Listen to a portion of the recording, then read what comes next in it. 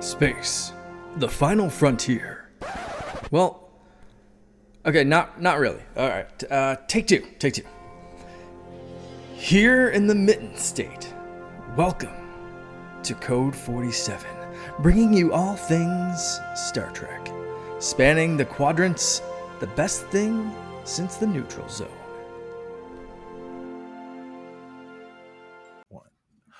And we are back with the Code 47 podcast on the Secret Friends Unite podcasting network. This is episode number 151. I am Charlie Carden, your servant, Trek Lord of West Michigan, joined as always by my number one, Peter Stein. And most importantly, we have our most celebrity guest-ish. He's a guest. He wouldn't call himself a celebrity because he's a very humble individual.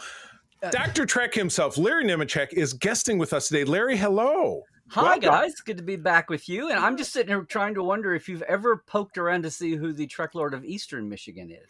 I hold complete sway, in my opinion, because, well, recently in Eastern Michigan, there's a Comic-Con over in Metro Detroit, which is actually where I'm originally from, called Motor City Comic-Con. My wife and I ran a Star Trek trivia there about a month ago. And I actually did not dominate there because as I was reading one of my questions, it didn't make sense to me. So we're just going to skip this one. And we had to move on. So you're right. You might be right that I still have to depose someone over on the east side. I think I rule over here. That's what I think. Or it could be an empty, position that needs. Right. Anyway, I know. I just maybe. Someone will come along and prove me wrong. Like I said, you are the only person that I would never want to play Star Trek trivia against because I would have no chance. The guy who wrote the book. There's so much now though. It's really hard for any one person to keep up with it. Like when I was a kid, it was nothing. Right. Right. There was not that much to know. Right. Right. It was a lot, but it was manageable. Yeah. Right. Now now you got to have the books of Larry Nemecek to keep everything straight. Well, people say that like, oh, he's the trivia. I go, no, don't lay that on me. But I'll say was what I said, but I'll just say I either know it, I know who to ask, or I know where the answer's buried. Where the bones are buried. Yeah. Yes. Yeah. I have the beginnings of that myself, but we've got an awesome show. Larry handpicked our random episode, which is not random, but we're going to do a deep dive into one of the finest episodes I used the word heritage earlier, and Larry said, well, I hear people say legacy. Heritage, legacy. It's still next generation. I like heritage. Don't get me wrong. I said now, if you say legacy now, people think you're talking about the would-be series. So heritage is great. Yes, excellent. And yeah, we'll get into that. And then we're going to wrap up TNG, our first ever series that ended on purpose.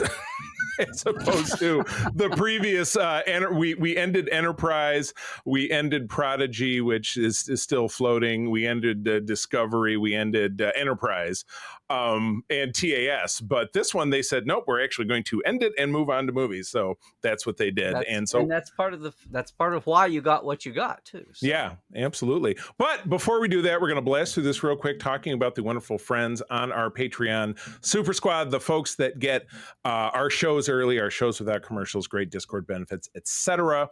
As little as $2 a month after having your first week for free. And actually the first month at 50% off. There's all kinds of different great ways to get that going. Folks like Derek Trevelyan, my friend, the Figure Dude, Francie, who does my wife's hair, Luke Lore, Mr. Xbox Expansion Pass, and my Uncle Tim there in South Haven, Michigan. All Patreons. Also John Sedorf, Brendan Myers, Corey and HD, Matthew Keel, my buddy Kurt Krug helps us out with all the great interviews. Actually, Larry, you're one of the few I met on my own, but otherwise, a lot of the interviews I do actually come from our friend Kurt. He's a great guy. Tanya Lee, Chipotle Bear, Famous Seamus, J Newport 007, Cam the Movie Man, who we're going to circle back to him in a second because he gets his honorarium this week, and Brian Osterman, a.k.a. Darth Prozac. But bopping back up to Cam, and Larry, I think he's going to join in the fun.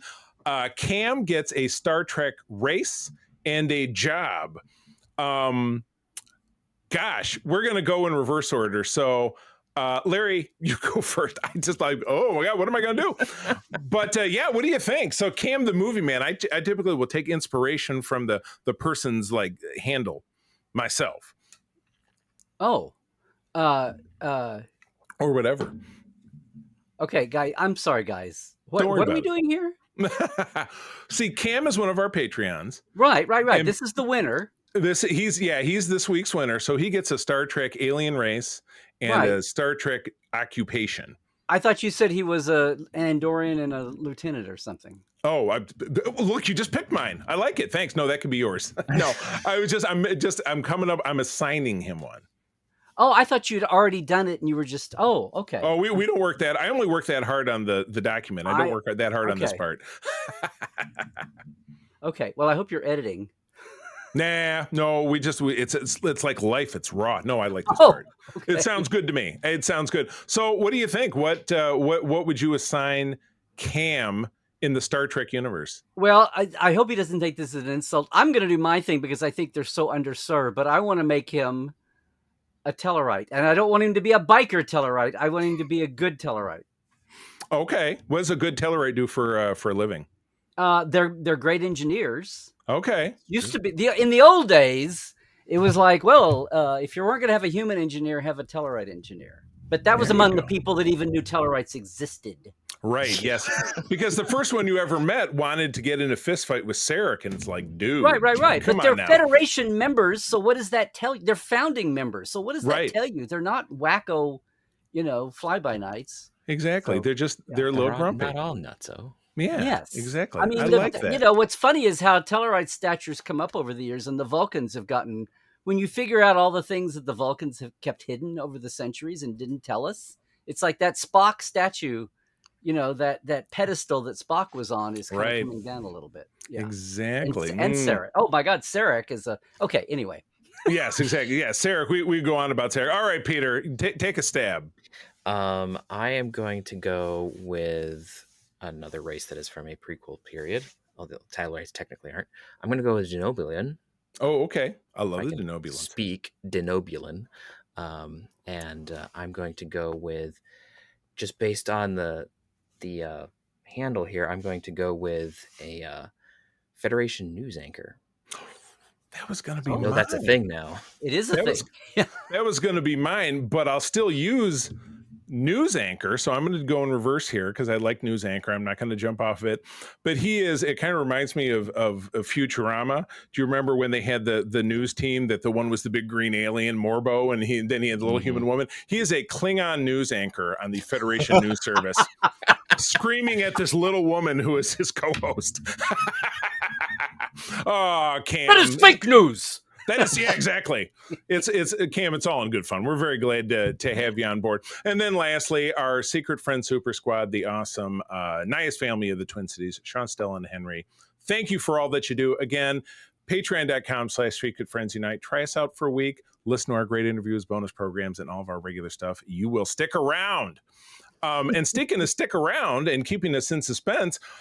We do know we're seeing Strange New Worlds finally on July 17, but we now have an official trailer after having little clips strung along all the way from, I think, back last fall when we got several minutes of the crew as Vulcans and some footage of the conclusion of what's obviously going to be the cliffhanger in part one. But we got this great trailer, and I've watched the screener that I said I've got. Larry, I know you've got it to watch yet.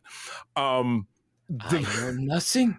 I know nothing. I know nothing. But the part that they had in here that had me slapping the couch because I was too excited was my favorite stand-up comedian, Patton Oswalt, as a Vulcan, exchanging the dichotomy of what a high five is with Spock. It was more than I could handle. It was absolutely terrific. So, Larry, what did you think? What did you think about the trailer? Well, no, it was a really. This sounds odd, but I think it was like one of the best trailers they've done because it just felt like a trailer. It didn't feel like they were screaming and reaching for the rafters or inserting some, archaic rock music into it or something. I mean, that's movies, I know, but it wasn't zippy, snippy, snappy. It was just. It felt like, I don't know, it felt like more like a fan-made trailer than a promotional trailer. Does that make sense? Yeah, and the fan-made trailers give you the most punch because they're being made by the people that care the most, I think. Yeah, well, I mean, it it felt like it wasn't made by some promotional committee that had never watched a frame of Star Trek. It felt like it was felt like someone who actually like had watched the episodes and then was putting stuff in there to kind of give you an idea, rather than just like, here's the good bits, here's the here's taste a snippet. Here's the thing. Yeah, absolutely. Gotcha. Good stuff, Peter. I thought it was interesting. I'm still a little hesitant towards some of the stuff that they've been doing with Spock. So the high five thing, as much as it was funny, I was just kind of like, oh no. There's some more questionable stuff. There's some more questionable stuff with Spock coming up. I hate to say it. But you guys know that the SpongeBob trailer was not canon. Oh, thank God. Yeah. Okay. Just yes, I know that. It's been keeping me up nights. I know what to do. Just didn't want I was sitting there trying to weave the multiversal lines together to make that work. They flew through there, and then the lower decks people were there, and then they came back, and SpongeBob was there. I just Worf has got to stop punching shuttlecraft through anomalies. Oh my God, you're right. It all spun off of parallels. That's what all the little enterprises. One of them must have been SpongeBob. Yeah. Forget the Lower Decks finale. We have had, it all started with parallels. Oh my gosh, absolutely. So yeah, I'm really fired up for this. And again, in having that screener, I tried to really stretch it out, but now we finished it this morning, and I'm like, what am I going to do for the next? I assume the last 5 episodes we'll get another screener after the show comes out. So I don't know. I'll just have to keep watching. Right now, I'm also doing prep because in our next episode, we're doing a series recap and then a kind of a look forward with Todd, who is my co-host on one of our other podcasts. So I'm rewatching the series right now, and it's just with so much content, you forget just how good it is. I just absolutely adore this show. So I am really, really looking forward to what we get in July, especially since this is the only show that we're getting for the rest of the year. And it's the only show we've had because Section 31 doesn't count to me. Not a fan, but we don't need to get into that. Well, it's of everything over the years, including Star Trek V, including so many things, the motion picture. It's like Section 31 it's almost like Paramount has already put it in a memory hole. I'm starting to get the feeling they've like locked it away in a box and no one. They're selling the DVDs, but it's like when those are sold, is that name even going to be spoken by anyone? They're going to put it. They're going to lock it under the jail. It's just not going to exist anymore. I don't know. Yeah, it was. We'll call it a thought experiment. We'll leave it at that. Okay. Yeah. Well, let's move on to talking about one of the finest of TNG, one of the real breakouts. And this was at Larry's request when he agreed to be on our show, which I'm super fired up about. This is great. But we're talking about season 3, episode 15 of Star Trek: The Next Generation is yesterday's Enterprise. I'm going to read a summary, and then Larry, I'm content to just kind of follow your lead. Tell me about your experience with this, because you were there for so much of it. Well, not there, not the time. I wound up being closer than I ever thought I would be, and then made up for it later, I'll say. But go ahead. That works for me. All right, quick cap. While investigating a temporal rift, the Enterprise encounters a ghost from its own past. He said, which is what Picard said. The USS Enterprise C, which travels 22 years from the future, not into the future, and changes the course of history. Whoops. With the flow of history change, Tasha Yar still lives, and the Federation is losing a decades-long war with the Klingon Empire. Whew. My goodness. Larry, talk to us about this episode. So you said you weren't there because your first book, with the blue cover, which I got when I was 17, was 1993. Okay. Wasn't it? I think. So I was 17. It was after the 5th season. So yes. It was after the 5th season. So that was in the 5th season was. It ended in the spring of 92, and then the book. Yeah. Oh, so the book did come out in 92. 92, 93-ish. I'm trying to remember if it came out that fall or into the spring, because we may have rushed it. No, because it was delayed. Oh, that's part of the story of the book. It got delayed, so it was either end of 92 or early 93. Okay. Yeah, I remember driving around. It was like it was always with me, because it was in season 5 that I became a real watched it every week kind of. Like I'd watched the show when it first came on. I was in junior high, in a big club, and it kind of fell in and out with me. And then somehow, some way, in the 5th season, I was locked in, watching it every week. I was one of these guys that taped it on the VCR and paused out the commercials. So I had an army of VHS tapes. That was me. Now it's all, I have the discs behind me, but I watch it on VOD because I haven't purchased, and but yes, I used to have armies of tapes. But this was the classic. So you weren't there, air quotes, but you made up for it later. So what does that mean? Tell us about your involvement. Yeah, well, at the time, I guess by third season, I was doing my concordance, which was like Bejo's concordance encyclopedia, just for me. And the back of my mind, a kid in Oklahoma, I'm thinking, oh, it would be great if I could sell this. And nobody was doing anything, and nobody was rushing to do that kind of a book. And I thought, oh, surely there's somebody out there that'll do this. But in the meantime, I had made contact with Richard Arnold at the conventions, and he just wet his pants over what I was doing, because he told me later that this is before the internet. There was no Memory Alpha. There was no Okuda's encyclopedia. The only thing the writers had for their internal reference was send their assistant down to the shelf and, start reading through scripts and find that mention of that thing, and they had a turn, then they had a memory turnover. Here's the other thing that the first 2 seasons were the Chaos on the Bridge years, but Maury Hurley was there for the last year and a half of that. And then he left. And then, Michael Pillar, we get into the story of Yesterday's Enterprise here in a minute, but he came to it late. Michael Wagner was the showrunner for about a month, and then he left. And Michael came to it late. And the early part of the third season was just hell on wheels. He said they were riding the rims, and things started to settle down finally. And he brought another tone to the show, more of the family than the creature of the planet of the week.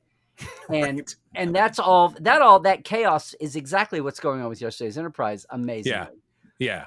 But that was the DNA of this. But what it also meant was all the people from Michael forward, like nobody from the first 2 years was around starting season 3 onward. Well, a couple of them were there, but Melinda Snodgrass left, and somebody else. Anyway, by the end of third season, nobody was connected to the first 2 years. And so one of the things was the memory, and occasionally that bit them. Anyway, what I'm saying here is they went from like analog, oh my God, you've saved my butt, because now I have something I can reference. Right. And that's what led to the companion coming out. So in researching all of that on the back end, I got to know this. But as a kid sitting there watching the show, I was just home doing my concordance. I had a tenuous link to them. Yeah. And I'd met Eric Stillwell, who was a PA, and then wound up being the script coordinator. And then Lolita Faggio had that job for years after that. But he came in third season, and he was all gung-ho, and he had been a fan, and he pitched the story for this. And then later on, he told me all this, and that's what the core of it was for the companion. And then he has since done a book. I'll plug. He did a self-published book about the making of Yesterday's Enterprise. Oh, because it was the first time, and I know people love the Measure of the Man, and it was the landmark show, and that was second season. It was like Q-Who was the first Borg show. So there were like stand-up moments, but in the day, I will say this: I was there in front of my TV the week this aired. And my jaw hit the floor, and you were a fan, and you were rooting for the show, and it was like, it felt like it was, okay, it's creaking, and it's getting there, and it's getting, the stars were starting to be, fan favorites. But the week this was in Sweeps Week of 1990, in February, I guess. You're right. And this aired, and the first thought on my mind when it was finally done was, oh my God, they have finally equaled the original series movies. Yeah, it really did feel like that in scope. This massive story with all the elements of emotion, and exploring a character that left us. That Denise I've met Denise several times. Obviously Census interviewed her a couple of different times, and her performance in this is awesome. That last scene with her and Picard in particular, but. Let's at least, we'll touch the bones of the story. We talked about it. So great first sequence, Worf hanging out, and Guinan coming over and saying, "Here, try this out." And what is she? Prune juice. warrior's drink. Yeah, it's like just that's the beauty of great writing. It's like she could have get like here's Jack Daniels or something. Like she could have been giving him like something, but it's prune juice, the stuff that your grandmother drinks. You know what I mean? And he's all over it. Which is the kind of the beginning, a continuation of Worf's love of weird food. Like he always eats like. Mm-hmm. When Riker would with the weird eggs and he's like, it's fantastic. Or when he and Geordi are in the Replimant on DS9 and he's like, this is so great. And Geordi's like, oh, it tastes like liquid polymer, you know? And so, yeah, Worf's stomach is cast iron. I just absolutely love that.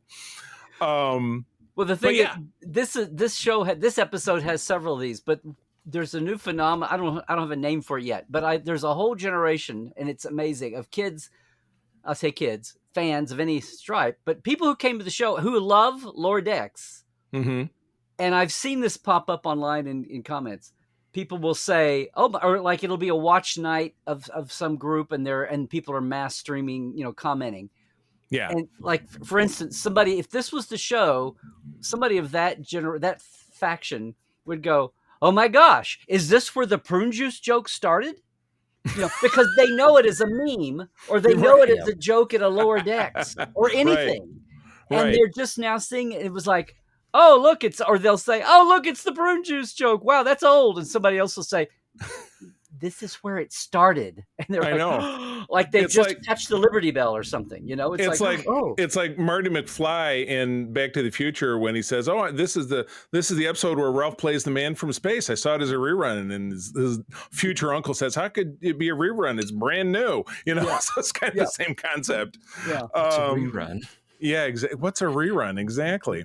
So yeah, we get thrown into the story. Things change. My favorite moment on the bridge is when Patrick is standing looking at the camera and you hear Michael in overdub say, coming into focus now. And Michael steps behind him because you could just see his shoulder and then he goes, whoop. I'm like, come on. Somebody went, all right, Michael, step to your left. Or his right in that case.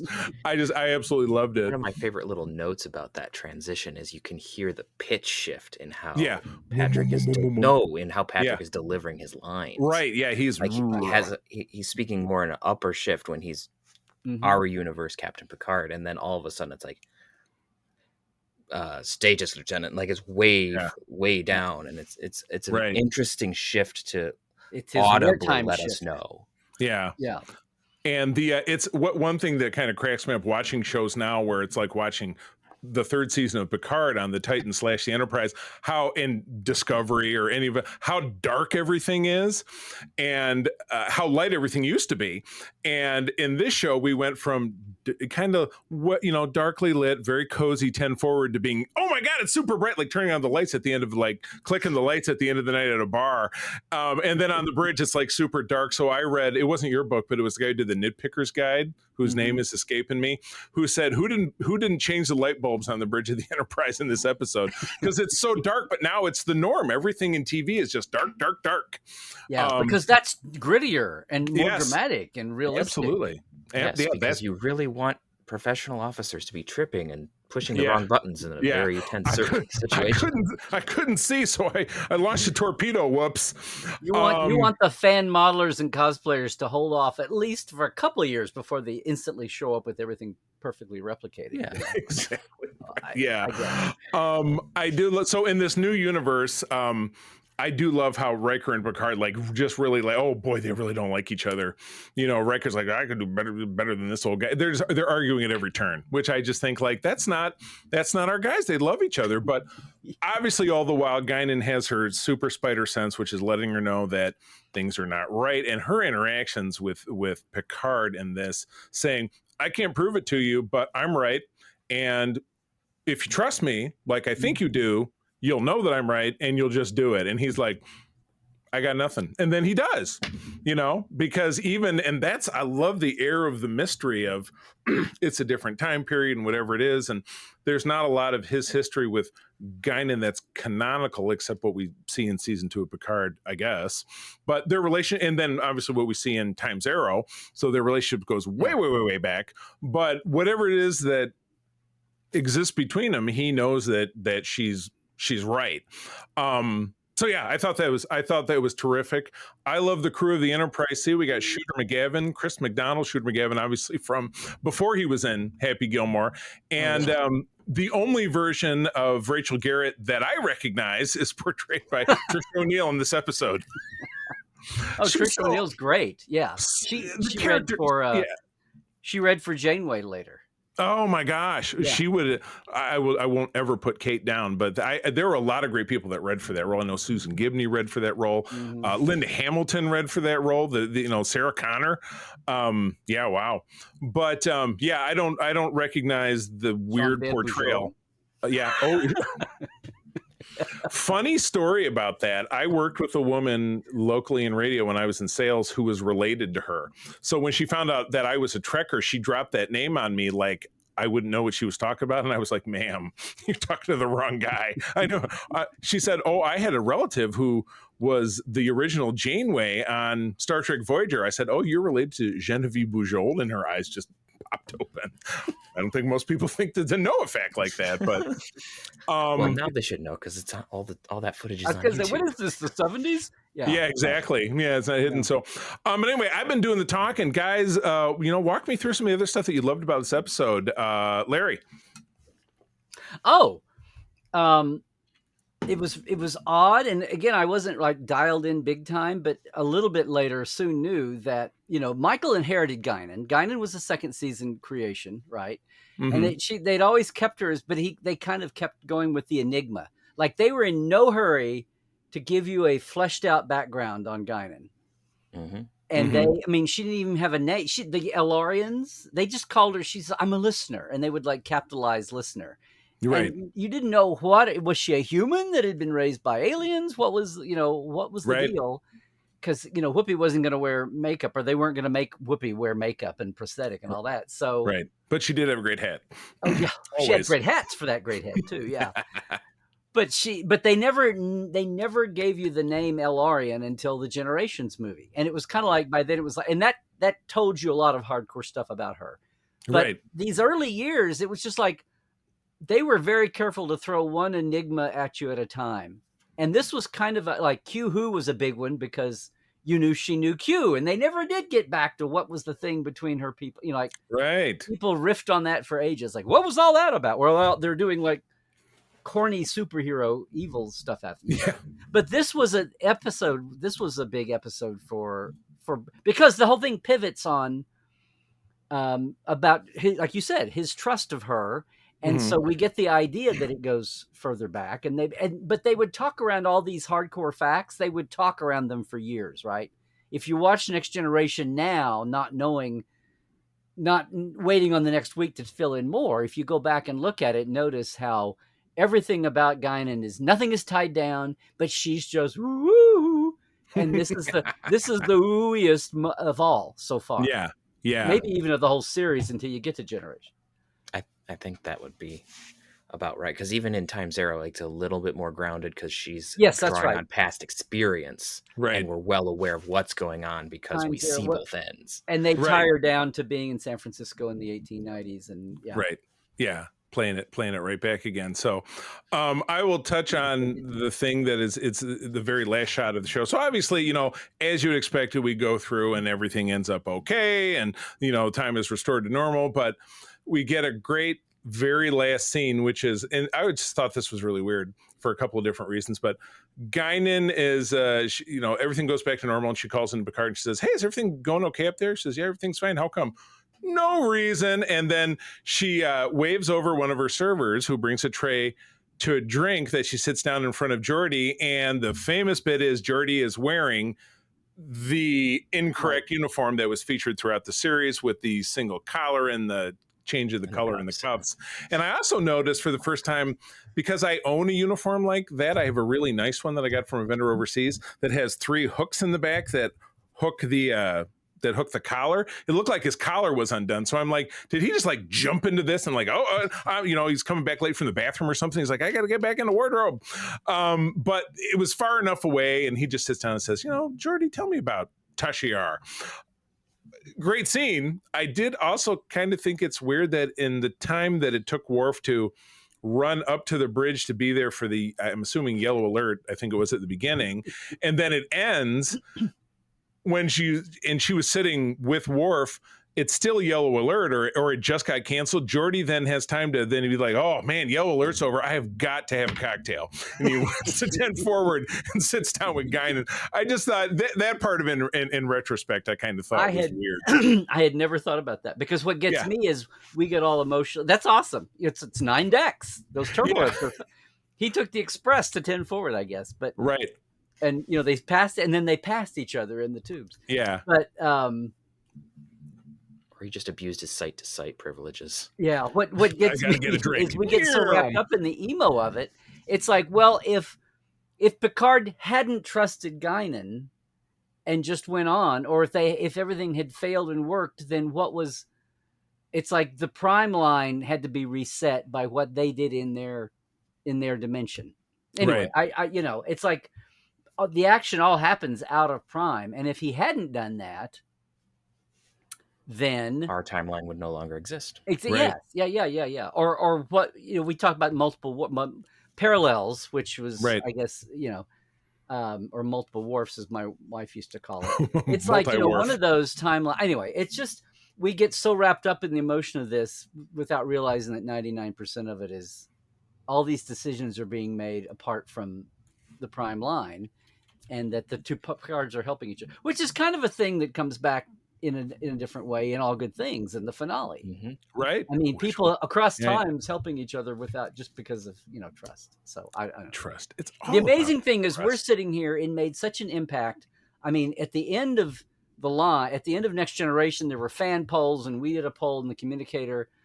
And for years, people would say Yesterday's Enterprise was their favorite episode of the best, or their favorite. And then All Good Things, kind of, it's a 2-parter, and they got, and then The Inner Light kind of came in there as the quiet one. But this was, ranked at the time as the number 1 or top 3 episodes of the thing. And it came in the 3rd season that was so troubled. And all of that is amazing when you think of, and I it's all here in the notes and people can read it. But when you think about how this was a cobbled together show, Eric got to pitch this, but it was going to be Surak, and it was going to be The Guardian of Forever was the timepiece, and Michael wanted to back off. They still didn't want to jump into, original series stuff, which is hysterical because this planted the seed to have Mark Leonard on Sarek just a few weeks later. Right. Yeah. They were, look what we can do now. This is how fast things were changing and in flux. But the other thing was how it was a shit show because Guinan is such a central part, but they were always beholden to Whoopi's schedule. Right. And they were supposed to film this in January, but her schedule shifted, so they had to move it up a month, which meant they needed the script earlier, which meant it was so complicated, and a lot of people didn't have a lot of faith in it. But they had to finish the script, and it became this famous, cluster over Thanksgiving where all the writers basically, Michael gave everybody an act, and they went home, and that's why you have 4 names on the writers' credits. Oh my gosh! But he was the 5th act, but he didn't put his name on because you could only do 4 names on a script according to the guild.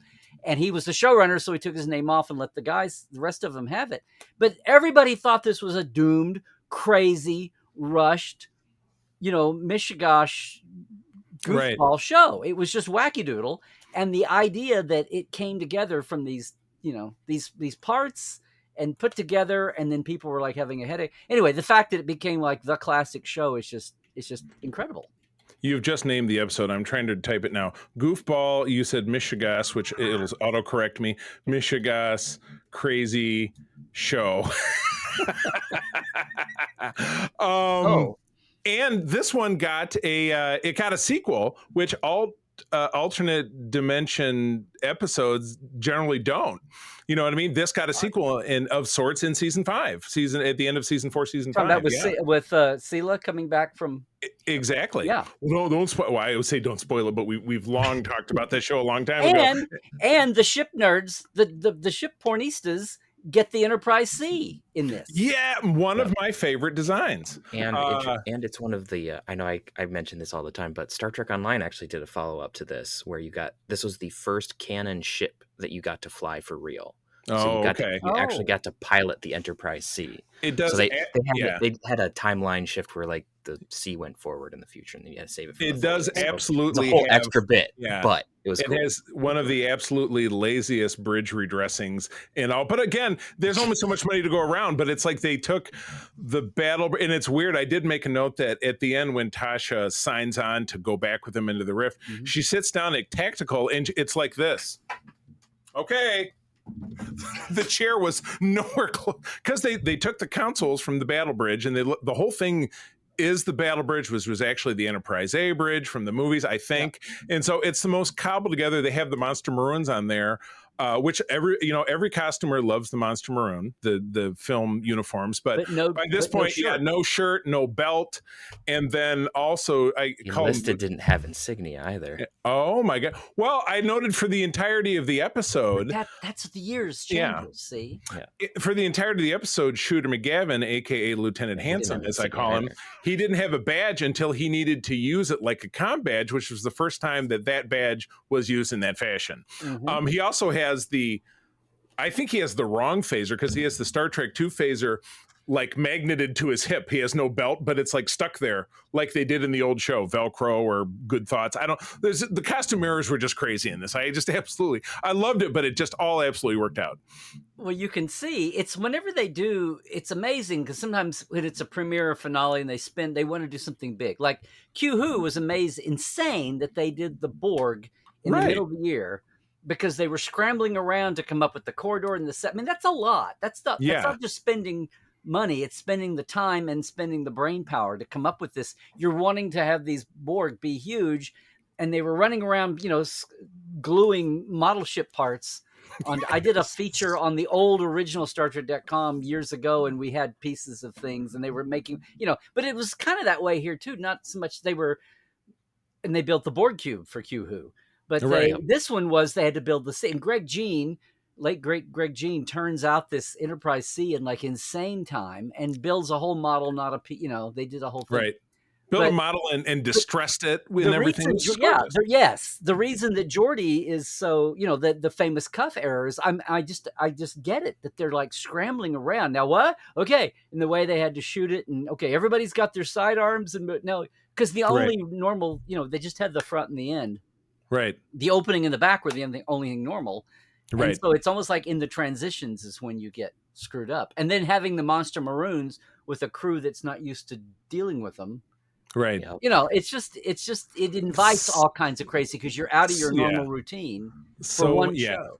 Yeah, so many moving parts. All right, let's start to wrap this up. We always like to give a rating.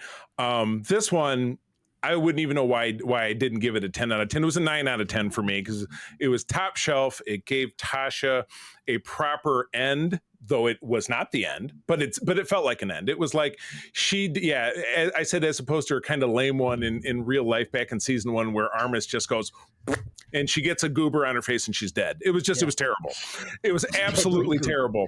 It did have the time travel alternate history tropes, which is unavoidable. And with the context, Larry, that you're providing of how it was like, okay, everybody take an act home over Thanksgiving, have some turkey and write something, and come back on Monday and we'll see what we got.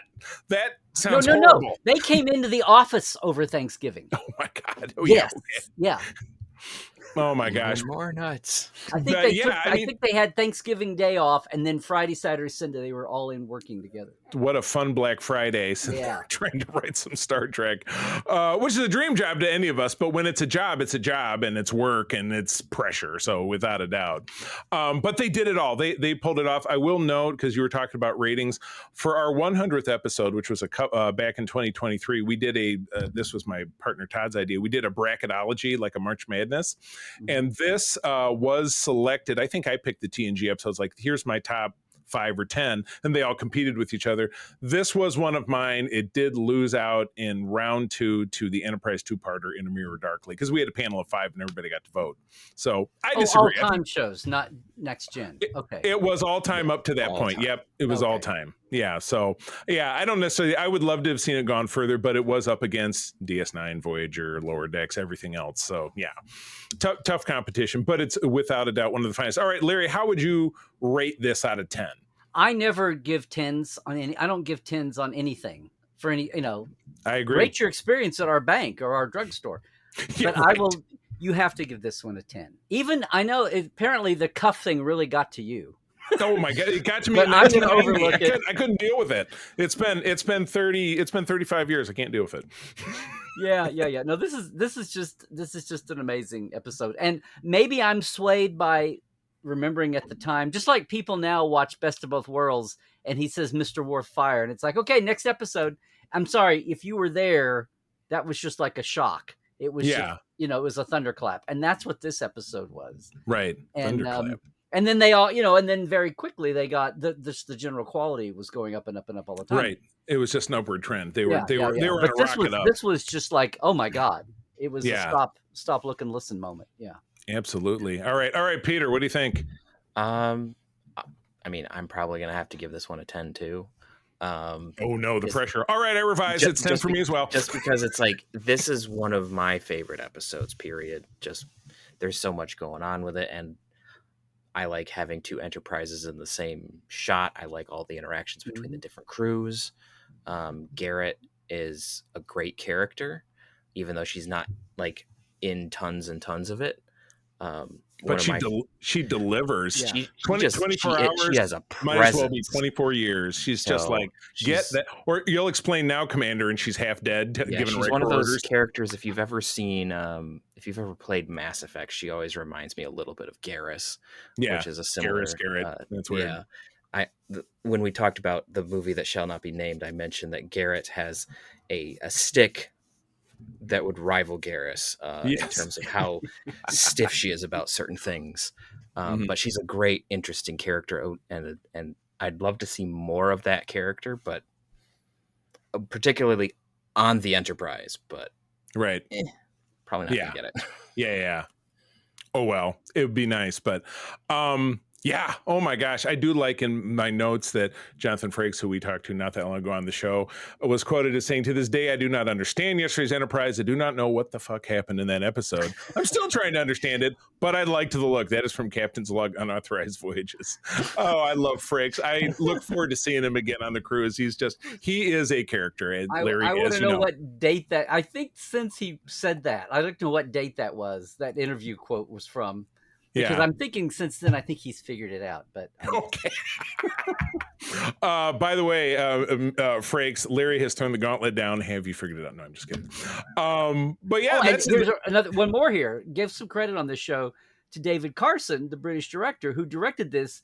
Did such a bang up job. They let him direct the Emissary 2-part pilot for DS9, where he did such a bang up job that they gave him Generations to direct. So, right. Oh gosh, I did not make that connection. Yeah. We have a couple of comments from the socials, and then we will move along. Over on the Mission Log Discord, we had new user the Profanity say, "Yesterday's Enterprise is what finally hooked me into watching Star Trek regularly at the age of 10. Youngin'. I watched my VHS copy so many times the tape broke because I was hitting rewind, play, rinse, repeat so much to memorize the whole thing by heart." I appreciate that. Good deal. There you go. And here's a quote from Kurt Krug, who is my friend, who is our Patreon, who is my, I call him my agent because he introduced me to so many of these great people. Denise Crosby said she had to have her character die in order to get the best episodes. And that's from an interview that he did with her because he's a journalist. That's another layer of the whole thing about how she went, oops, like, I regret leaving the show. Yeah. But how do I get back? How do I claw back a little bit of that? But she came back and made it good. Yeah. You're right. If this was the genesis of the show achieving its destiny, she was there. It was her. Then you got Sela, and then yeah. Absolutely fantastic stuff. Well, cool. All right. Well, we're still running along with Next Generation. Larry, thanks for hanging in with us. We're going to end TNG now by talking about the last crop of episodes. And Larry, the way this works is that I'll generally read the description, or I'll read the particulars. I'll read a description, and we'll just round robin through and just give your thoughts on how you felt about the episode. And at the very end, we pick a favorite and a least favorite from this batch. So. Okay. Pretty simple. But I'll get us rolling. Episode 21 of the season. And this was a quick sidebar. What I was doing in this time of my life. This was the end of my senior year of high school, which I probably mentioned time and again. So this was like a crazy time of life for me anyway. But TNG started my first year of junior high and ended at my last year of high school. So it was so much of Yeah. life contained within this show for me. A real bracket. I That was 2. he was 2. He's a baby. We don't need Larry. Yeah, Larry's going to reach across from California and slap you. No. Better to have Because you you're- here with us, Peter. Yeah. Oh my goodness! But yeah, I wish I this could was- start a few 2-year-olds now on Star Trek. Yeah. we gotta continue to indoctrinate the youth. We just got to keep working on it. But anyway, this was very special for me, and of course, I if I'm not mistaken, the weekend that All Good Things aired was the weekend of my high school graduation. Like I did that, all the parties and stuff, and still somehow managed to watch this episode. It was crazy. It was absolutely crazy. All right, let's get it going. Episode 21 is Firstborn.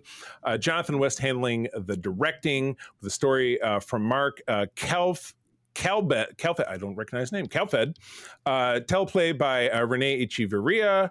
April 25th of 1994. Worf attempts to convince his son Alexander to embrace his warrior heritage.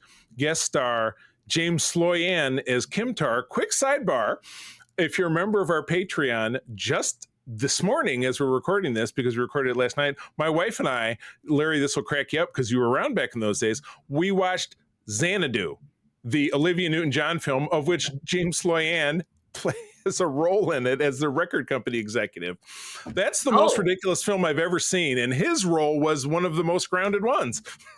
I'm now I don't know the actor. I mean, I see what he did in Star Trek. Now I got to see him without makeup on because he kept playing aliens. Yeah, you're right, because he was, and I mentioned this commentary, he was Admiral Jirac in The Defector, which is one of my favorites.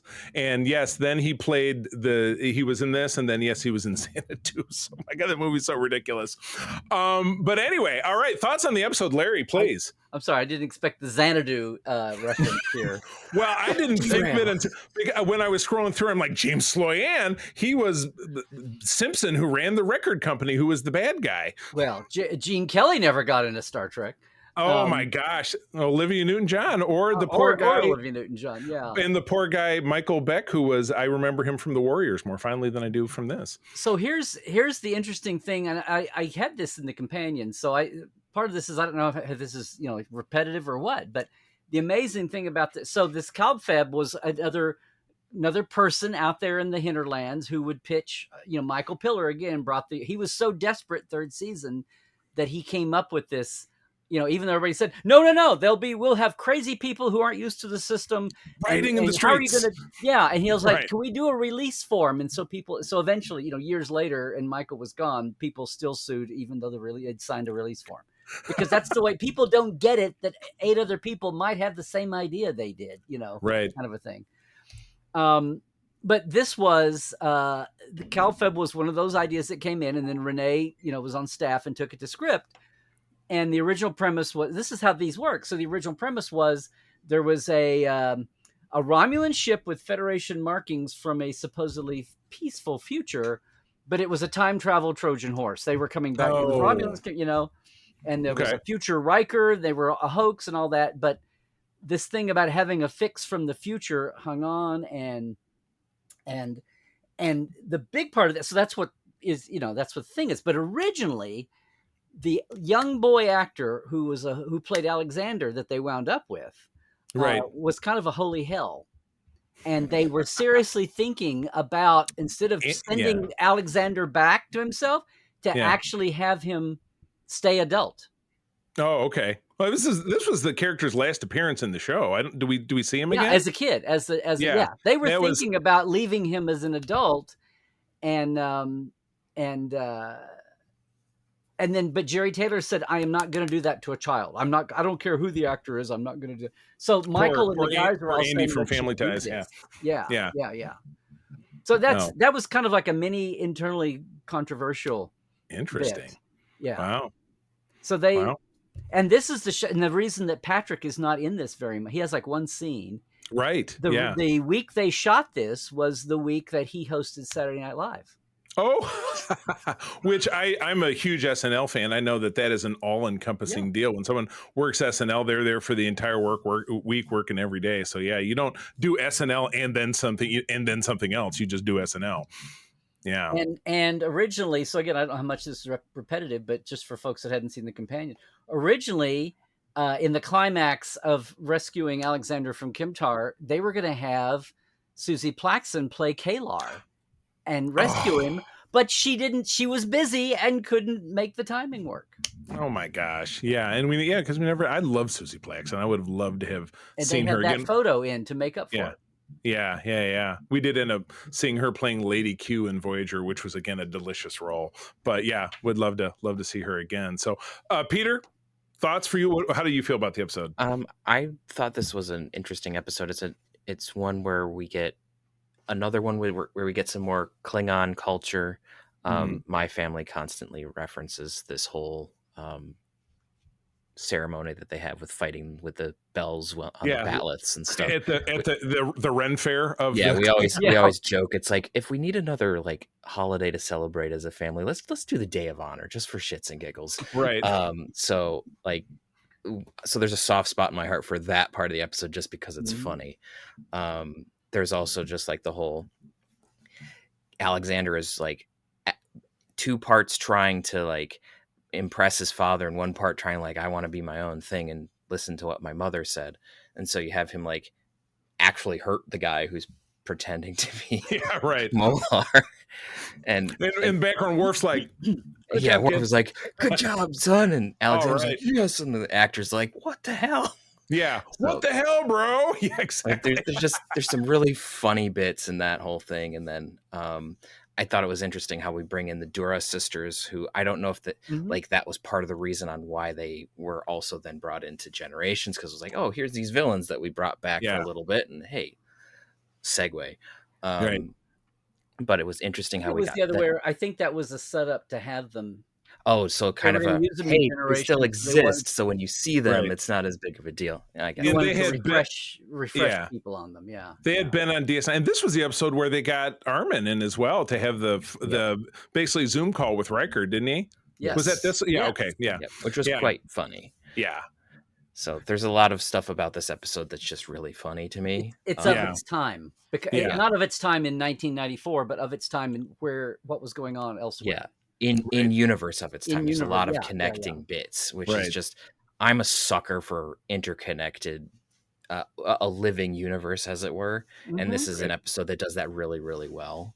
Yeah. And the time travel bit where Alexander's trying to save Worf from getting murked on the floor of the High Council it's interesting, even though it's only revealed very close to the end. Yeah, it's just his dialogue. There's not any actual time traveling shenanigans happening. And then there's not like an exact explanation of what happens to Elder Alexander. It's like he went home. Yeah, he went to a farm upstate. What does that mean? Did he like go back to the future and pull a Marty McFly? Now he has a happier life, or like? Yeah, he got in. Did he go back to the future and now he doesn't exist anymore? Did he fade off the photograph? I don't know. I'm back to the future, and I'm not actually here. Yeah, you're right. That's kind of like, what happened to him? I fade off the photograph. Oh, a lot of Back to the Future in play here. So I enjoyed it. I don't know what else there is to say. Again, you're right. Now I'm stuck in Xanadu, so I don't know what else to say. I don't know if you're ever going to get out the way this is my going. God, now I might have to change the name of the episode again. We'll see what happens. All right, we'll move on. Episode 22 is Bloodlines. Les Landau handling the directing. Script by Nick Sagan. Now Nick Sagan, obviously, he's son or grandson of Carl Sagan.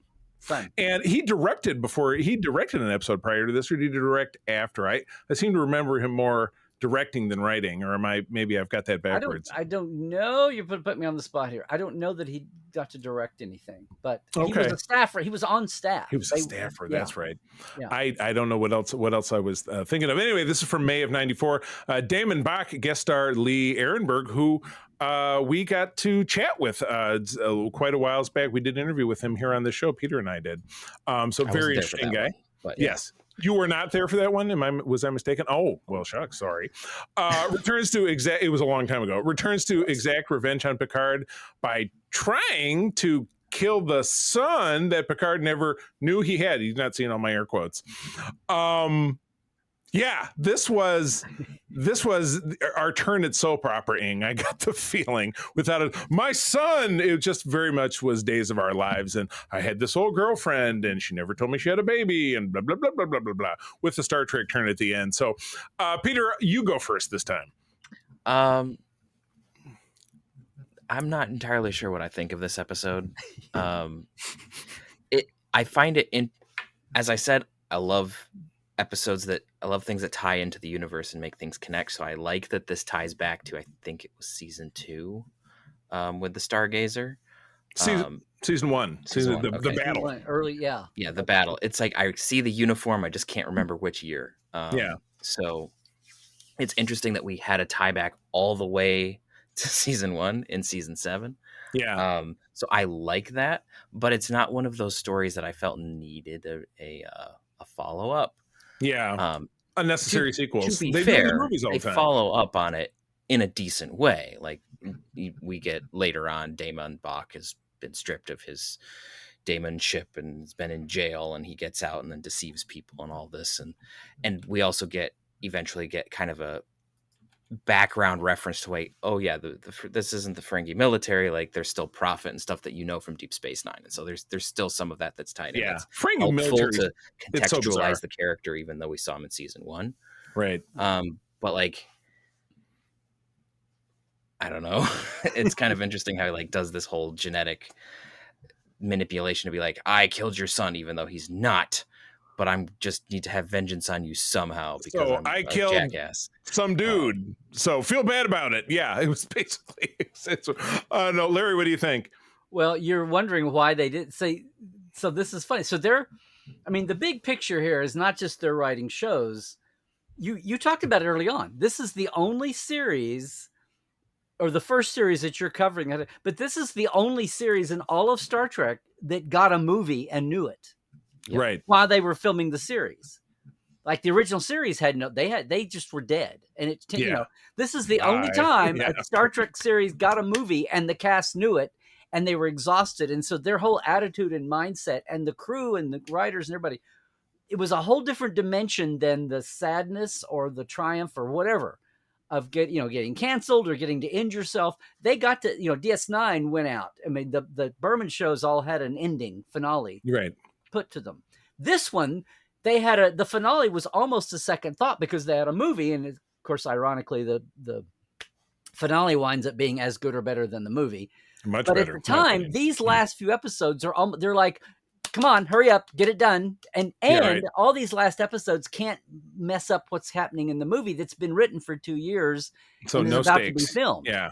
So they were. So it was weird. They were like, you would think there would be a lot of, 8 years is a lot of time to be writing stories. And there was a fatigue factor, but also they were boxed in by what they couldn't do that wouldn't mess up the movie. And Jerry Taylor was so desperate for stories here. It's like she's running around looking for a relief pitcher. The idea for this came from Patrick. They went down to stage and asked all the cast and said, is there anything that you think we've never followed up on? And I mean, everybody, and the only one that came up with something or something they decided was Patrick is like going, well, there was that story with that Bach guy and my, wanting to take revenge. Was he done? Is there something? So that's where the idea came from. That's so crazy.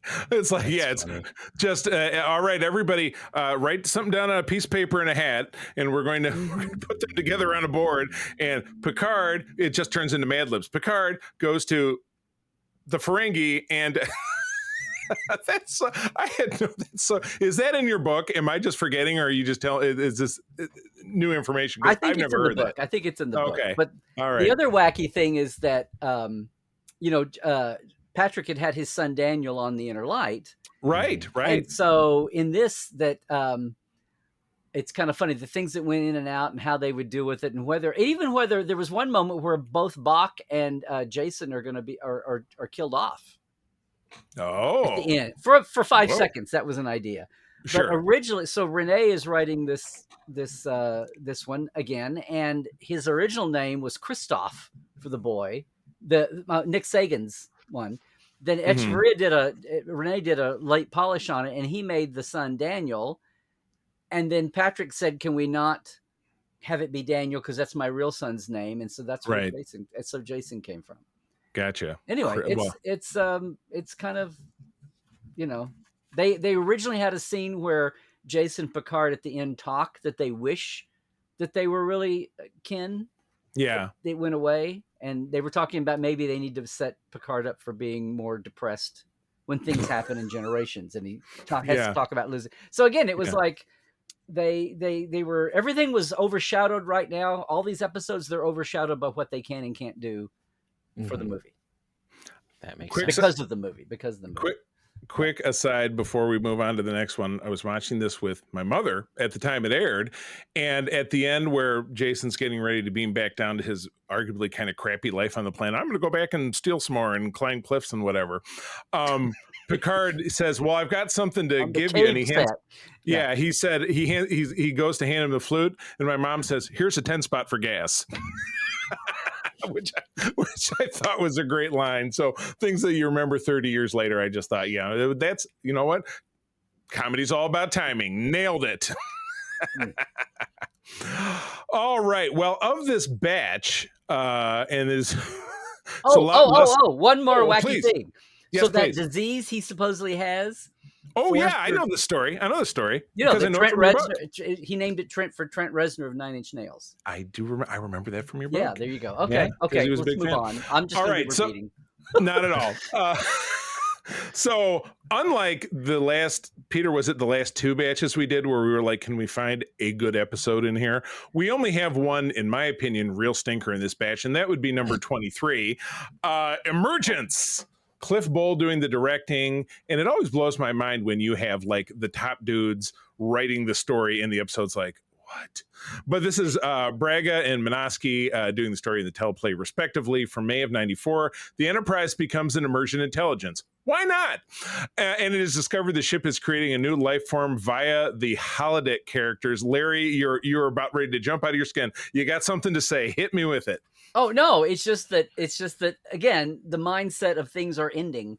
Yeah. And they wanted to do one more holodeck story, and they thought about doing one more Dixon Hill, but they thought, oh my God, we've done 3. Let's do whack. And see, and Joe Minosky is the weird shit guy who would come up with these incredible ideas, and sometimes they could make them work in a 60-minute, $1.5 million budget, and sometimes they could not get even the idea corralled. And so they, basically, this is what if the holodeck became alive, and so it's like piece. You get the plot. So that was him trying to. It's better than Masks. Take one of those. Yeah. Well, see, Masks was another wacky, but then you get some of the other, the Inner Light, not Inner Light, but some of the other shows that they tried to wrap their hand, and some that never got made. The Q Olympics was a show that never. Oh my God! I remember reading about that in your book. It was going to be, everybody was going to be doubled, and Q was going to double everybody, and it was crazy. And they tried for 3 or 4 years to get that to work, and they never. Oh my gosh, that's so funny. So you look at Masks, and you look at this one, and you go, okay, these are the ones that didn't hit, but then he's got his name on lots of. Yeah, he's got some pretty good ones, but this one's definitely one of those. But see, that's what you talk. That is literally the definition of swinging for the fences. Yeah. Sometimes you hit the home run. Sometimes you totally crap out. Sometimes you get you get Q-Who, and sometimes you get this. But yeah, you're right. You're in the game. But yeah, just a lot of weird stuff in this. The Orient Express with the knight and knight's armor and the gangster guys, and we're going to Vertiform City, and here's the gold brick, and it was just like, what the hell's going on? Now I was there. I've got some pictures of Marina being made up in the trailer. This was when I was working on the companion, and I was here. Okay. At the lot. And I went over and watched the whole thing of the gold brick and the wall on the lot and filming. I went over and watched them film that. I mean, it's like nothing, but just some moments. And I was in the trailer and have pictures of Marina getting made up right before she went over to film that. So it was kind of, that way. Yeah. But the guy, awesome. The man in the gray flannel suit.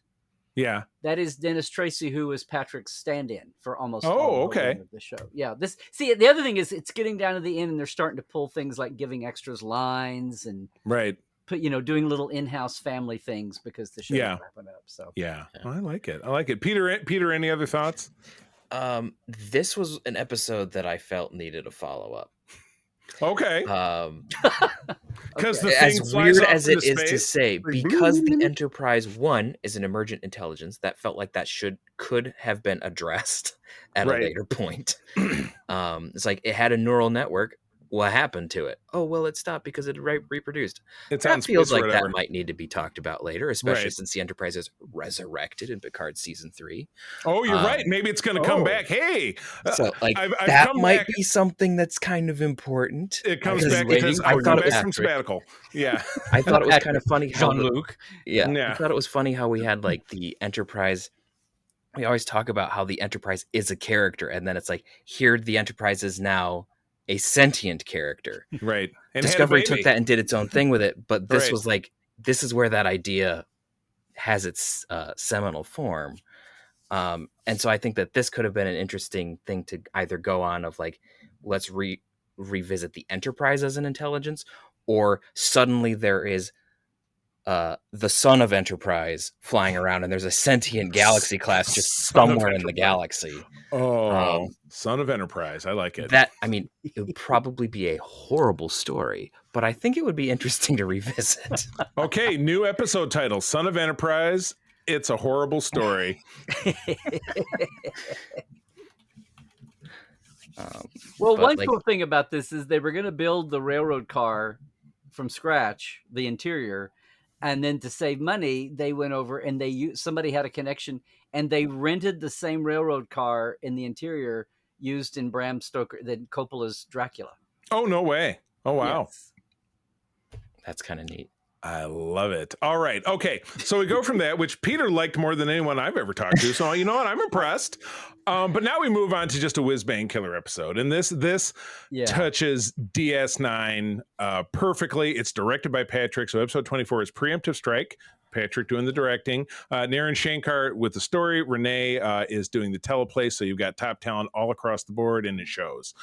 From May of 94, now Lieutenant Rowe is back on the Enterprise. She's graduated from advanced tactical training, and Picard sends her to lure Maquis terrorists into a trap.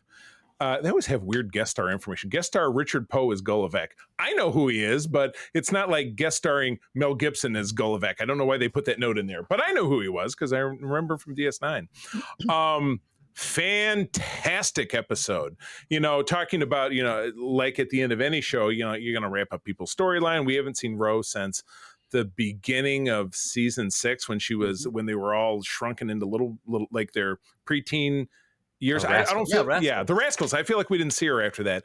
And she had lots of stories in the comics, which Michael Jan Friedman is someone we've interviewed. Those are not canonical, so it doesn't really matter. But she's been gone and she's back. And this was after she was, as of course Larry knows, was offered the role of the, you know, what became Major Kira on DS9 and turned it down. They just wanted to move Rowe to DS9. Yeah, exactly. And they, in a lot of ways, they did, because there could have been a lot of great stories out of Rowe after she defects to the Maquis, which is how this episode ends. I absolutely love this episode. Definitely a highlight. I don't know if there's rankings where I'd rank it, but within the context of the season, I would put this in a top 5, definitely probably a top 5 or 10, because I just think this it's great character development. It sets the stage for what we see in the episode in Picard season 3 when she comes back and they're staring each other down and kind of, you know, they're reopening old wounds, and it's all about this episode. So I just thought it was absolutely exceptional. Of course, for 30 years that wasn't a factor. I Right. mean, we didn't know that, you know, we'd ever see her after she turned down DS9. We didn't know we'd ever, and had the attitude of, I'm trying to do films. And this was on Galactica. So, oh God, we talk Galactica on another one of our shows. Peter and I do on one of our Patreon shows. I am just such a massive fan of Ron's Galactica. It's one of the finest shows I've ever seen. And her role was cutting glass so good. It was just incredible. But anyway, it's funny how now up until like 2-3 years ago, we would never look at preemptive. We would look at it as on its own merits. Now we will forever look at it as the setup show for the conflict in Picard season 3. You know what I mean? Right. It's how, you know, things evolve and change, and thank good they did. But the whole thing about her leaving the show and leaving TV, and Jerry Taylor again. they said they were also trying to wrap things up, right? I mean, they Right. were trying to Right. go back and they wanted to wrap up the row because it had started off so strongly, and with Picard, and they were like, "Hey, her agent said stop calling us." And so Jerry got on the phone and said, "Look, we had this great story. The show's ending. We're going to the movie," and they got her to say yes. So Right. yeah, And we ended up great with this. Peter, your thoughts? Ro is one of my favorite characters, and so I really enjoy pretty much every episode she's in. And this is one of the really good ones because it really focuses on her as a character. It's like everybody else is in it, but Ro is kind of the focal point. She's the POV for the episode, and so we get to see an interesting bit where like the past of her not really like where we first see her where she's like a bit of a rebel and she's like Picard has to pull her out of a penal colony and all of this stuff. And so we kind of see all of those character elements that we've seen throughout her appearances kind of rise to the surface throughout this episode. And then we finally get to in a way, she kind of reverts to I'm not going to listen to authority, but it's not in the same way that she did when she first is encountered in Ro, right? Because it's not a screw authority. I'm a rebel. I do my own thing. You I'm guys a can rebel. go pound sand. I don't care. Right. We see that this isn't like young rebellion. This isn't I just don't give a shit. It's I feel very strongly about this, and this is about people. And I think that the orders that are given to me are wrong. Not that I'm just like, meh. It's, Yeah. I think that the orders that are being given to me are intrinsically wrong. And Right. I have a duty to It's my fight my them, conscience. Right. to countermand these orders on my own and to mutiny against someone who is a role model. And you can see that like Yeah. really That. hurts her to do that. And I Yeah. think that that's very masterful writing in that way. And just performance wise, Right. where you see that this break between her and Picard really, really hurts her. And you can see it really, really wounds Picard as well. Yeah. That was He's a lot more last. Yeah. That last angry scene. about it Yeah. than So composed. that Yeah. is when I was watching it again, it felt there was a little bit where it's like he might be a little overreacting to some of this, but at the same time you understand that he took it upon himself to make sure that he mentored her and got her through that penal part and got her back on her feet, and now she's throwing it back into his face, at least as how he perceives that. Right. And so it's just there's a really, really good back and forth between these characters and a really, really good thing from Ro's perspective. And just as a side note, I also really quite enjoy the end bit where you have the Riker, oh shit, in the shuttle. Yeah. It's like, this is what's going on. And it's really weird because the two of them hooked up once too. So it's like, okay, well, bye. But you can also see Riker like accept her decision and be like, I don't agree with it, but I understand it. Yeah. And there was a lot of that. Somebody following their conscience, which is which is a very different take on the Maquis than we see in Deep Space Nine, right? Because Sisko is just like, well, yeah, his best friend, and he was like, yeah, you're dead to me now. And then later on with Eddington, he was like, nope, just gonna blow them all up, don't care. Yeah, so it's just Picard kind of has a similar thing to Sisko, and then you have a very different reaction with Riker, and so I think that that's a very nuanced take on the Maquis that TNG does that then we don't see as it's mentioned in Deep Space Nine, but it's a good thing to keep in mind when we're leading into the rest of the Maquis conflict in Deep Space Nine. So absolutely. And what's amazing to remember, and I was just looking at some other notes here, is the whole thing about the Maquis, which this is the first time. Well, this is the first time that, and of course, DS9 had Maquis show. All of that was to set up Voyager. Yeah. Right. Yeah, exactly. It was only, and DS9 felt like, the Maquis were shoehorned in on them a little bit, but they took it and ran with it, and TNG was ending, and they only had this one shot at it. But like Admiral Nechayev and Gully Vec are supposed to be tied to the demilitarized zone, and they're on DS9. And if you notice the village here in this episode, look at the extras. There are Klingons, there's Vulcans, there's Native American-y looking Right, like from the Wesley's swan song in our last batch of episodes. Yes, and all of that was meant to say, and that was also before. This was before Voyager was cast, and they wound up pulling back on what Chakotay was going to be. Right, They didn't go as overtly as the Wesley show had been. Yeah, that was going to be my note because Ro describes a revered instructor of hers at the academy, which I think I read in your book. Well, that was supposed to be Chakotay, but in Voyager they later retconned it so the timing doesn't quite fit, because he gives a date in an episode where he had left Starfleet 2 years before this episode took place, so it wouldn't have worked out. But I love Chakotay as a character, so I thought that would have been cool. But yeah, it's kind of like in Star Wars where everybody's related and everybody knows everybody. In the whole weird wide galaxy, not everybody in Starfleet is going to be like, yes, I know so-and-so. It was like in Star Trek 2 where Terrell says, well, I've never even met Admiral Kirk. And you're like, what? Doesn't everybody know everybody? What backwater were you raised on? I know. Yeah, exactly. Everybody knows Kirk. He's a celebrity. All right. Well, we're going to move into the finale, which was obviously it aired as a single movie. It was split up subsequently in syndication.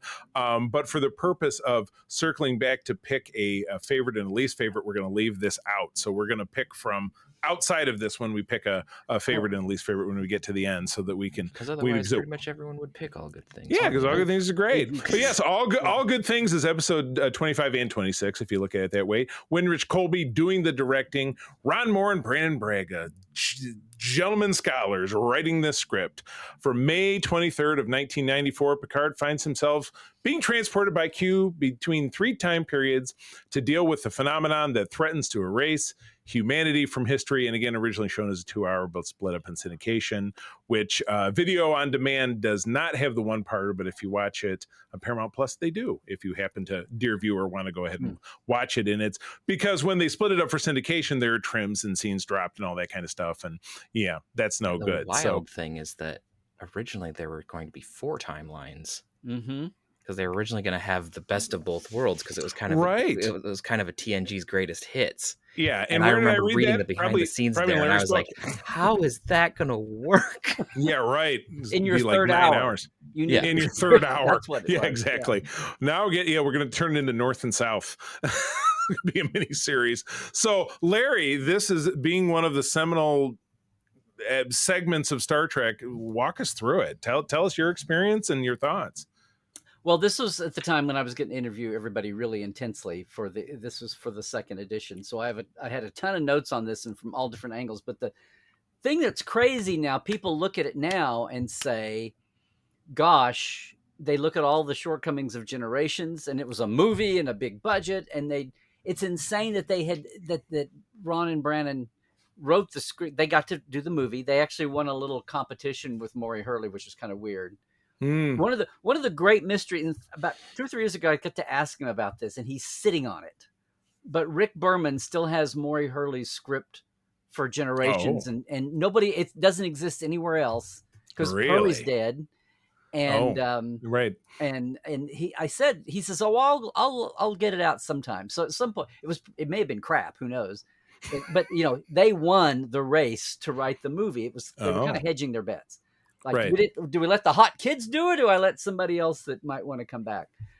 But anyway, so they did the Generation script like a year ago, and Jerry, who was running the show, Michael had kind of Jerry Taylor is like, they've had enough break. We'll let them write the finale. But they were like madly rewriting, and then they had to do the reshoots, at the end on the mountain, and they were hemmed in. And meanwhile, they had to do this script in like a month. It was insane. They were literally, good thing they were all like 28 and 30, because they had this grinder of a time. Yeah. And then when you know that and you look back and people go, how was All Good Things such a much more awesome 2 hours than the 2-hour movie, and they had so much more money and they had more well, it was just one of those quirky things, and it's one of the amazing things, and they love to take credit for it and all that. But a thing that was really weird about it was they were having such a good time, and they were kind of cranking on it.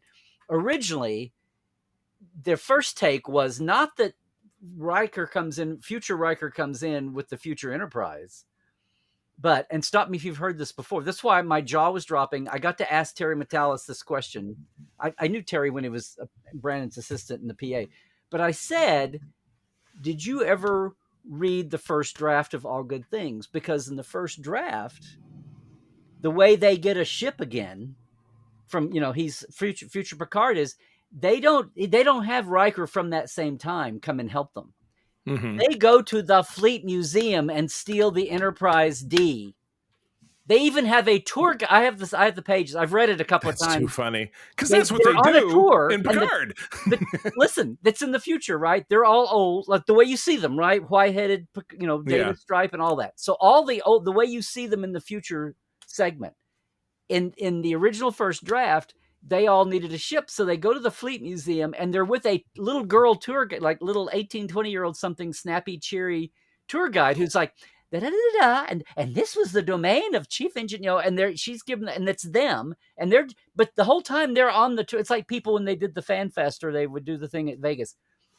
The whole time she's chattering away, they're walking around checking things. Oh, there's a little bit of the lithium still in the warp core. Oh, they're looking at it, seeing what shape it's in.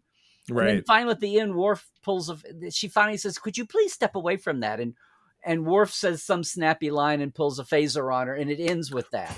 And then the next thing you know, they're flying the D, and that's the thing that gets them all back in the future. And so it's literally like, and Michael Piller stepped in and said, I think that's a little too cute. Pulling phaser on some teenager. Yeah. So at the last minute, they got to first draft script stage. So I think it was the third something. Anyway, so they redid that and came up with the whole Riker from the future and the 2-dimensional, the 3-dimensional space battle shooting Klingon and all that wacky stuff. Right. I love that design. It was funny. Peter and I That'll blow your mind. Yeah, we started a Star Trek fan club a number of years back, and you have to choose a ship when you're part of SFI, which I don't really do fan club stuff anymore. We picked that design as our chapter, and we called it the USS Grand Petoskey. Petoskey for the state of Michigan, Grand for Grand Rapids, which is where we live. But I love that they called it a Galaxy X, or the SFI people gave it a different name. Anyway, I love it. It's kind of all over my house. I love that design so much. But it's a shame that we've never seen it again in canon. I don't think it really exists because I don't think they ever brought it back, which is a shame. I like it. I mean, some people think what's crazy because it's got a big phaser gun on the bottom and it's got big phasers on the side of the bridge. And I'm like, yeah, let's do it.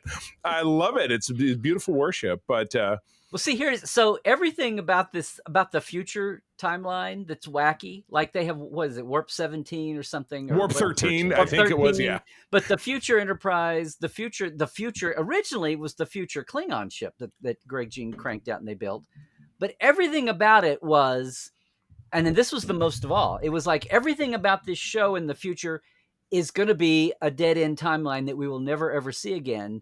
Because the movie's going to say what happened. They're going to crash the ship in the movie. Right. So everything, and which people didn't know, viewers didn't know that. But everything about this has been like, whatever you want to do, go for it. Like, get wacky, get crazy, because it's not ever going to be looked at again.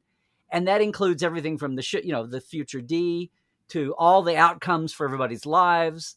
The uniforms. Which is weird because they made, not the future D, because it was added onto, but the Klingon, the future Klingon, oh yeah, the Negvar was a built model, and it was too much to resist. After mid through DS9, they're like, let's go. Like, it's just sitting there not being used, and they didn't want to modify it. And it winds up, oh look, it's not just a future Klingon of an alternate timeline. It's very much being used. It's totally just here. A Klingon ship. And 2 of the 3 kids that Geordi has, same names. 2 names they use in Picard. Right. Yeah. Yeah, I like it. They never do say who he married, though. They still didn't don't say if he married Leia Brown. Sad, but yeah, but they don't mention it, Picard. Yeah, but you're right. It was it was a seminal story for the time. It was, like I said, it was a crazy time of my life. I absolutely adore it. But yeah, you're right. You do get the feeling that unlike DS9, very definitive ending, Voyager, they get home and that's the end of the show. This kind of felt like, well, at the end, we're playing a card game, and it's just we're going to go on and do other stuff, which is, I love the films. I love the TNG characters. But yeah, you're right. It's a finale that's not final, but it is the only finale that was totally planned for with the next step. Yeah. So it's it's weird, but it wasn't weird at the time, but it's more strange now, 31 years later, looking at it in that fashion. It's So unique. it's unique. Well, it's weird Unique New York. because it's like by the time you got to Next Gen, what the original cast went through was they were writing the book. They were making the paradigm. Like Yeah. they were on a canceled little 3-year show that wound up being huge, and then they brought back movies 10 years later with the TV act. It's like it just broke the mold, and so Right. there were all these expectations. Well, Next Gen is even bigger than the original series now. And and Paramount's like, let's do movies, and they're okay. And meanwhile, you're setting up, you've got 2 other spin-off shows, and that's kind of, but by the time you get to the end of those, it's like, well, the TNG movies are still happening. And guess what, kids? You've kind of divided the pie, and nobody is they're not as foamingly big, either DS9 or Voyager. And so it's like, sorry, guys, no movies for you, and it's like, oh, we thought that was the news. No, it's just for them because they were first.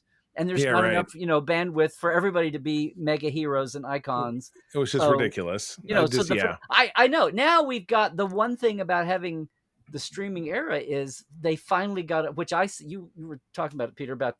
I kept saying, look, it's all the same universe. I don't overdo it, don't fan service it, but people still exist, and they don't have to be in the little box. Like so when Picard and then other shows, Lower Decks especially, but Picard, each season being a different series, I feel like sometimes, but each one of them, it's like these are people who live in that time frame. You can pluck, and Prodigy and Lower Decks did it too, but you can pluck people who are still alive and use them or use their voice, and they don't have to be in the little DS9 or Voyager box.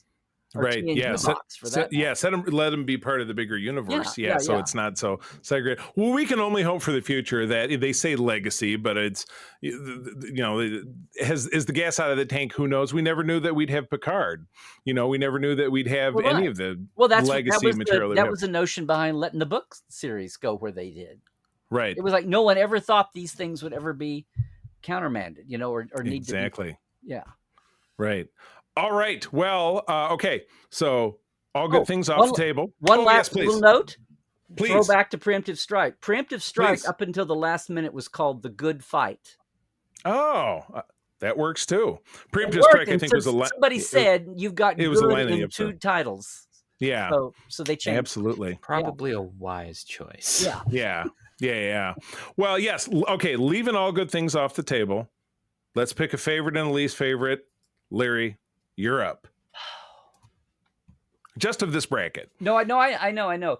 Let me just say first, for years and years and years, I continue to get Firstborn and Bloodlines titles mixed up. Because to me, they could go either way, almost. I did it when we started here. I mixed it up, for years. I have to think. A favorite.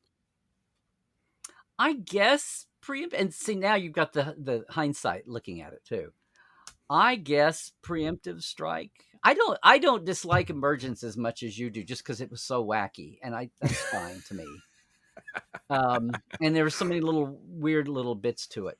I think Bloodlines and Jason to me is the most boring of the 4. Yeah, agreed. Bad. I'll say that it's the most. Okay. I don't think it's necessarily bad, but just kind of Yeah. And I'll say Preemptive Strike. To me, they're all just. We're lining stuff up to get out the door before we get to do the finale. Kind of cars in pole position. Yeah, absolutely. Peter, what about you? That's actually the ones that I was going to pick. My favorite would be Preemptive Strike, and my least favorite, just because it's kind of is Bloodlines. So, I could say the same. But again, the Emergence just kind of for the fact that it was. I know, and Larry, you summed it up. So many of these episodes were very low stakes because we're like, well, we're just lining stuff up, and this thing and that thing is going to happen. But at the end of the day, nothing happened. And like Peter, you said, maybe they planted a seed of something that could have been very like it's V'ger and it's out there floating around or whatever, and to never be heard from again, like the alien slugs at the end of season 1 that they did a follow up on in the DS9 books or something. It's like, yeah, you're right. It could have been a storyline, but as it is, it was like, okay, well, you did this thing, and so what? So it would have made more sense earlier on, or to do something with it. So. Well, all right. Good deal. And so with that, we have concluded Star Trek Deep Space Nine. It You was concluded what? Star Trek The Next Generation.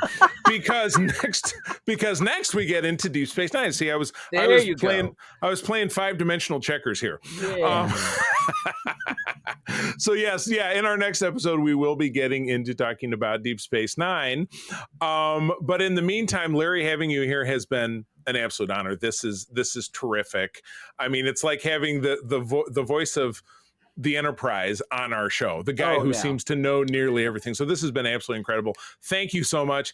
Absolutely have you back again at any point. But where do people find you out there? Tell us about everything Larry does. Well, thanks for having me on. I was going to say, I have not thought about these last 4 pre-finale episodes in ages. So it was kind of cool. Fun. Yeah. No, LarryNemecek.com and Larry Nemecek on Twitter X and Blue Sky and Instagram and all of that. But every Tuesday we have the Trek Files is released from Roddenberry and coming up on 13 seasons. And we just by the luck of the draw wound up with some awesome guests here to end up. Speaking of Ron Moore, we were just talking with Ron about the Inside Star Trek vinyl record when he was a kid and I was a kid, right, and how it affected him. And Jonathan Frakes is going to be our finale guest, and we're talking about an anniversary no one's talking about, which it's the Best of Both Worlds Mr. Worf Fire 35-year anniversary. Oh my gosh, yeah, summertime. That's right. End of June. For a world, I mean, on one hand, we had to wait 2 years almost for the Strange New World payoff. Yeah. But it's streaming, and you only got anyway. It's for a world that's not used to even what linear is out there. Anyway, the Trek Files has been awesome, but I still have Portal 47, which is my service company for deep diving. Like, this has been like a taste of what we get into with people who work behind the scenes. No actors, all behind the scenes people for digging deeper. And then the Trekland Treks tours, which has picked up here for location sites working. That was how you and I met back in 2023. Yes. We met at Vasquez. I rounded a corner as much as you can do when you're in the desert. And I was like, you're Larry Nemecek. I know your face. It's snowing in LA. It was weird conflicts of weird stuff. Was that the post? Was that the snow on the ground, or was that correct? Yeah, this was just before Cruise 23. That's what April and I were doing out there. Cruise group. I offered that as a special for people on the cruise, and it was very weird that we got to even get out there. And I love. And then I saw you in Vegas later that year, and now we're here, so it's good stuff. And now we're here, yeah. So now we're here. So doing on, and the Tuesday live show is every Tuesday at 1 Pacific. I've been nudging Peter to get himself on Mission Log because that's one of the better Discords around. I love that community. Absolutely great community. Yes. I have to say, I have my own Patreon, but then the Mission Log Patreon is the Trekophiles way. Yeah, along with all the other shows in Roddenberry. And they're good folks. John and I talk all the time. I've been on Mission Log, and I love the community. So, Peter, where do people find you? You can find me around the interwebs at Petrus Aquinas. I'm not terribly active, but you can find me mostly on Discord. You can also find me on ELH's Twitch and YouTube channel, where I am playing a Temerian engineer on a coaxial warp drive vessel. I love it. You've got all the words in there. I'm impressed. Yeah, and then you can also find me behind the scenes on Starship Excelsior, which actually did pick up that Bluegill storyline. In season 3. The Bluegills, I love it. So what's your favorite Temerian saying, aphorism, whatever they Oh, I mean, the one that I use all the time to everyone is Shaka when the walls fell. But my game actually has one that we use for me because I have terrible luck at rolling dice. So we now have Peter when the dice fell because I roll horribly all the time. I love it. Good stuff. There you go. And as for me, I am out there on Instagram, Blue Sky, and Threads as @the-C3, TheCeeThree. Spend a ton of time on our Secret Friends Unite Discord, which is a great place to have conversations about all of pop culture. If you don't find us there, send one of us a note and we'll send you an invitation. But with that, we draw to a close. Thank you again, Larry, for being here with us. And as always, I will tell you that sharing is caring and to keep on trekking. Peace and long life. There you go. Trek well, everybody. This podcast is part of the Secret Friends Unite podcasting network, available on Apple Podcasts, Spotify, and podcast services around the galaxy, as well as video on our YouTube channel. You can support Secret Friends Unite by becoming a Patreon member, get bonus programs and more over at patreon.com/secretfriendsunite. Join our Discord community for even more discussions on all things geek. For all the latest updates on Secret Friends Unite, make sure to follow us on Threads at secret.friends.unite and visit secretfriendsunite.com. Find our merchandise at TeePublic and Redbubble. Thanks for listening, and may the Force live long and prosper.